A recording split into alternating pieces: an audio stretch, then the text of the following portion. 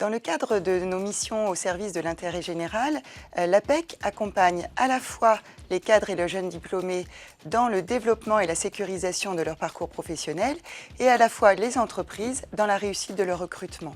Et dans ces actions de conseil, nous œuvrons au quotidien pour favoriser la diversité et l'inclusion économique. C'est une de nos raisons d'être et une de nos missions majeures. Alors concrètement, ça veut dire quoi ?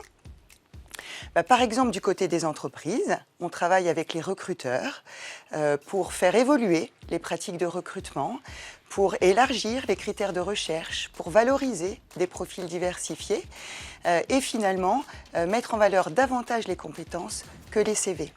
Et du côté des cadres ou des jeunes diplômés, on organise de nombreux événements pour favoriser la rencontre, la mise en relation entre des candidats et des recruteurs qui ne se seraient peut-être pas rencontrés sans notre intermédiaire. Et pour renforcer notre impact, pour toucher le plus grand nombre, nous développons des partenariats avec de nombreux acteurs, Mosaïque bien sûr, mais beaucoup d'autres, pour travailler ensemble, unir nos compétences et puis maximiser notre impact. Alors, renforcer la diversité et l'inclusion économique, c'est d'abord bien sûr un enjeu économique. D'abord parce que la diversité, c'est un puissant levier pour la créativité, l'innovation et donc le développement des entreprises. Et puis parce que les difficultés actuelles de recrutement et les pénuries qu'on observe dans certains secteurs ou certains métiers, finalement peuvent entraver la croissance des entreprises, alors que parallèlement, il y a des viviers de compétences très importants qui sont disponibles et qui sont sous-utilisés, en particulier les jeunes des quartiers populaires et les seniors. Donc c'est vraiment important de changer les mentalités et les pratiques pour que le recrutement soit plus diversifié, pour permettre la poursuite du développement des entreprises. Pouvez-vous nous partager quelques bonnes pratiques en matière d'inclusion économique pour accélérer le mouvement ? Alors une bonne pratique peut être vraiment de remettre les compétences au cœur du process de recrutement pour s'attacher davantage à l'expérience, aux résultats obtenus, au potentiel, aux soft skills, plutôt qu'au diplôme.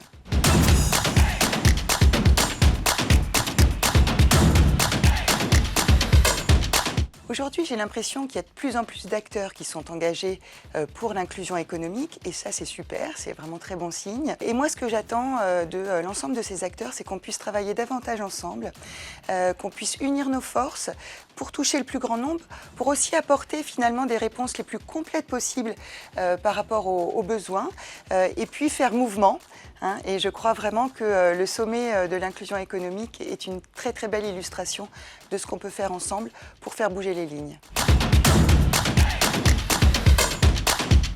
Alors ma devise, je crois que je l'ai déjà exprimée, mais elle reste très importante pour moi, c'est surtout on ne lâche rien. Je pense qu'en matière de diversité et d'inclusion, il faut vraiment avoir une action volontariste, avancer pas à pas et puis surtout s'inscrire dans la durée. Parce que sinon le risque, si on n'avance pas, c'est de reculer. L'inclusion est un des piliers de la raison d'être de l'APEC. Donc tous ensemble, avec notre gouvernance paritaire, avec nos partenaires, avec bien sûr l'ensemble de nos collaborateurs, on est là pour faire bouger les lignes et pour avancer. Sommet de l'inclusion économique. Agir avec impact.